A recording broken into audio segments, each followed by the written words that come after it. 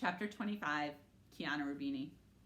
The first time the Unteachables go to Sonic is the day of the state science assessment. We don't know if we'll be able to celebrate how we did, but we can definitely celebrate the fact that it's over and we survived. Plus, Parker has his family's pickup, so we can use the drive-thru. Of course, he's not allowed to have passengers except his grandmother, so we have to walk and meet him there. But we can drink our slushes and sodas in the flatbed, lounging among the bushel baskets of potatoes and onions. It's pretty fun, so we go back a couple of days later when the weather is still nice.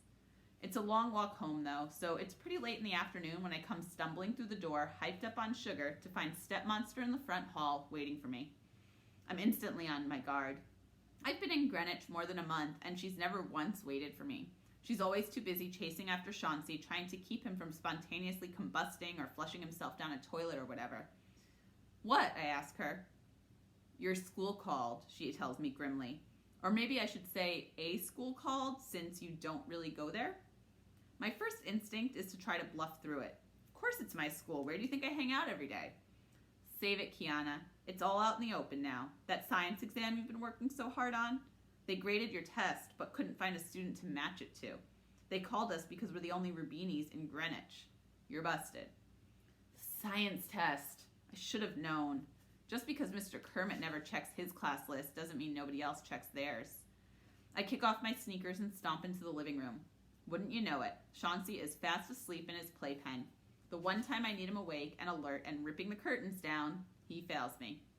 It's not my fault, I complain. You left me alone on the first day of school, so I found a class and stayed there. Believe it or not, Stepmonster actually looks a little bit ashamed. I'm sorry. I should have been a little more on top of things, but your education isn't a game and a school is more than a drop-in center where you can come and go as you please. Why in a million years would you think you could get away with this? Because nobody cares about me, I explode. If you did, you wouldn't have flaked off before making sure I got registered. And anyway, what difference does it make? My real school is in LA. Nobody's going to sweat what happened during the few weeks I was here. This isn't my home. It's just a place to park me until Mom gets done in Utah. For a split second, Stepmonster looks as if she's about to cry, but she doesn't. I'll always appreciate her for that, because I definitely would have cried too. Dad and I know you live with your mom, she says at last, but this is your home too, and we're your family. I peer over at her. She really thinks that? News to me. I mean, she's always nice when she isn't too distracted by her kid, who admittedly is a full-time job. But family? So what happens now? I ask in a small voice. I do what I should have done on day one, she decides. I'm going to the school to get you properly registered. No, I howl. They'll put me in regular classes. They won't let me stay in SES 8. Why not? Because I blurt out the only thing I can think of. Because I'm not dumb enough. She's blown away. Dumb enough? I spill my guts. The Unteachables and Mr. Kermit and how we started out a bad class but we're turning into an amazing one and we're pretty good friends besides. Stepmonster listens to my sob story, and the longer I go on, the more stunned she seems. By the time I get to the end of it, Chauncey is awake. But instead of fussing, he's watching me through the mesh of the playpen, listening intently like he can't wait to hear how it all turns out. Stepmonster looks me straight in the eye. If that's the class you want, that's the class you're going to be in, unteachable or not. I jump up and wrap my arms around her. I don't know if she expected it, but I definitely didn't. It's a weird moment, but not totally in a bad way.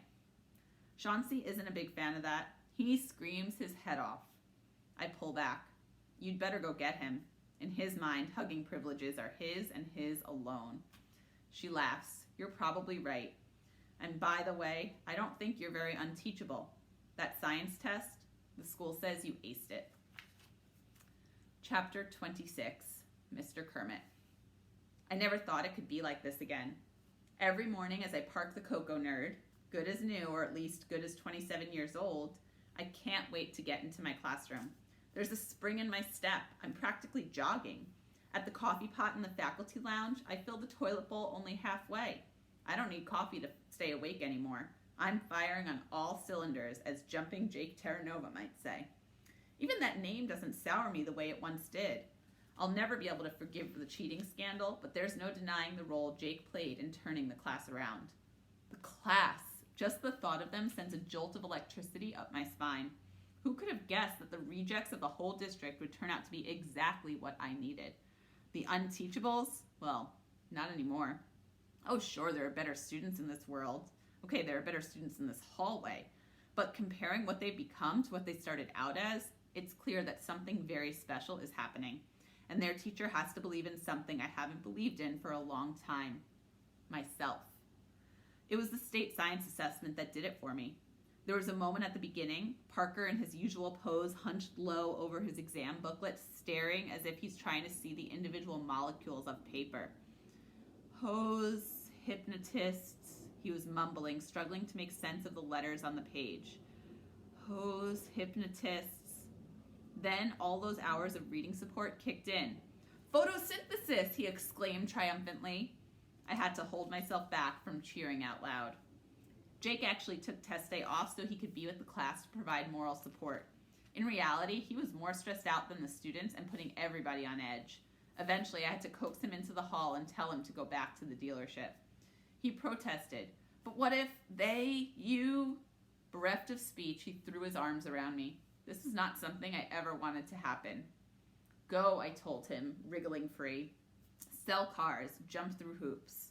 You're the best teacher ever, Jake declared emotionally. I'm so sorry I did, the thing. Goodbye, Jake.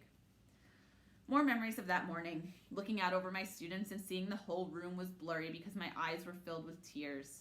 Just like they dove into the river because they thought I was drowning, they dove into this and they did it for me.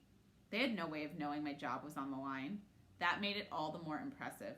I said this was important, and the kids took my word for it. They even studied.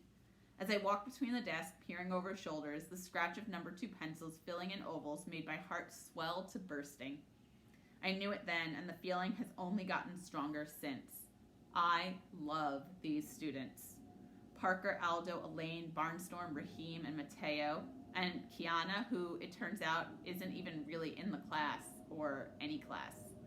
That's my fault. I'm the one who never bothered to glance at my own attendance list long enough to realize that my top student wasn't on it. How blind I was. How burned out and detached. On the other hand, who expects a kid to come to school she isn't signed up for? Her stepmother straightened everything out, Christina Vargas explains at our meeting the week after the test.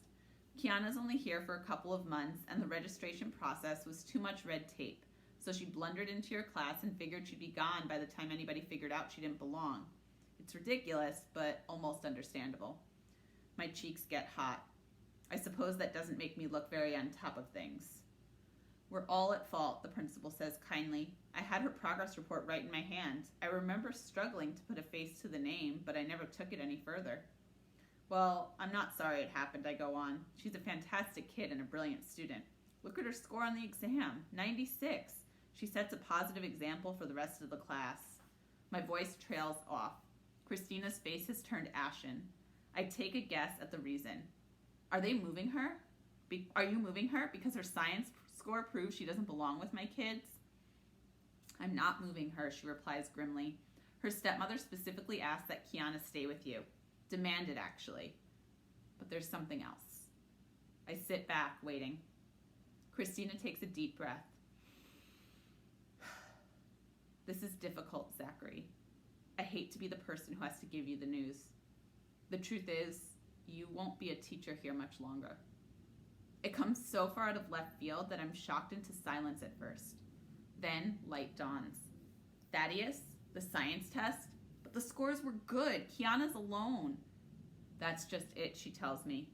You know Dr. Thaddeus wants you gone. As soon as he realized what was happening with the Rubini girl, he had her result disallowed. Even without her, I insist. The others have made so much progress. Surely their grades are enough. Almost, she says sadly. Remember, Dr. Thaddeus has access to every test these kids have taken since preschool. He can cherry pick exactly the numbers he needs to make sure you can't win. It reminds me of an old saying I heard somewhere. Figures don't lie, but liars figure. Devastated, the principal removes an envelope from her desk drawer and hands it over. Dr. Thaddeus dropped it off this morning. I pleaded with him, Zachary. I pointed out how close they came to making it, even though he stacked the odds against them. I raved about how absolutely zero was expected of these kids, so any proficiency at all is a credit to a remarkable teacher. He couldn't have cared less. He said even if they had fallen short by 1/1,000,000th of 1%, it wouldn't have changed anything. She's still talking, weeping practically, but I can't make out any of it. It's like I'm in a tunnel and the echoes are rattling around, but not quite reaching me. Fingers numb, I fumble the letter out of the envelope. Notice of termination. Attention, Kermit Zachary. Please be advised that, pursuant to Article 12, subsection 9 of the Greenwich Teachers Association contract, your services will no longer be required as of December 22nd of the current school year. My eyes skip down the page, bouncing off terms like poor performance, unacceptable results, and ineffective educator. I can't bring myself to read it all, but the message is painfully clear. This magical semester, in which I turned my own life around as much as the students, was nothing but a tease. It raised my hopes, only to dash them to pieces at my feet.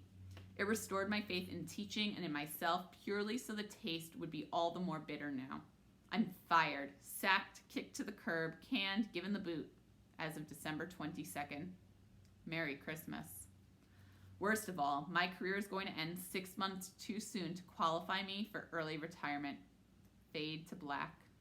I barely hear Christina's tearful words of sympathy as I wander out of her office.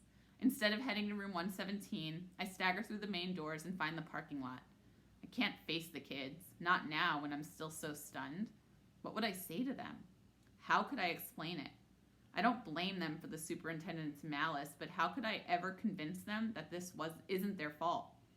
I'll have to find those words eventually, but not today. The outside world sounds different than it usually does. Subdued, muffled. Somehow my feet carry me to the Cocoa Nerd and I climb behind the wheel. The locks haven't worked in more than a decade. The car starts in its customary cloud of burned oil.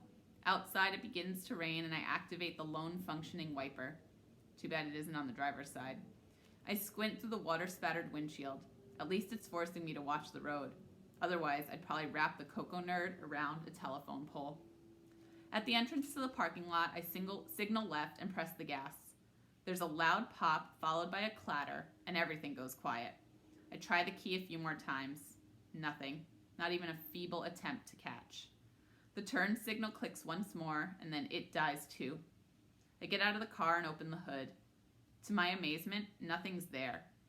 On closer inspection, I spy the motor lying on the pavement next to the battery, the radiator, the transmission, and a lot of other stuff that used to be attached to the car. Over a quarter century with the Cocoa Nerd, and I thought I'd seen it all. Wrong again. This is an ex-Cocoa Nerd. It's raining harder and I'm getting soaked. There's probably something I should be doing. But what? Call a tow truck? Why? This heap of scrap metal isn't really a car anymore. Inform the school that their driveway is blocked? They'll figure it out sooner or later. I flip up the collar of my jacket and start walking toward home.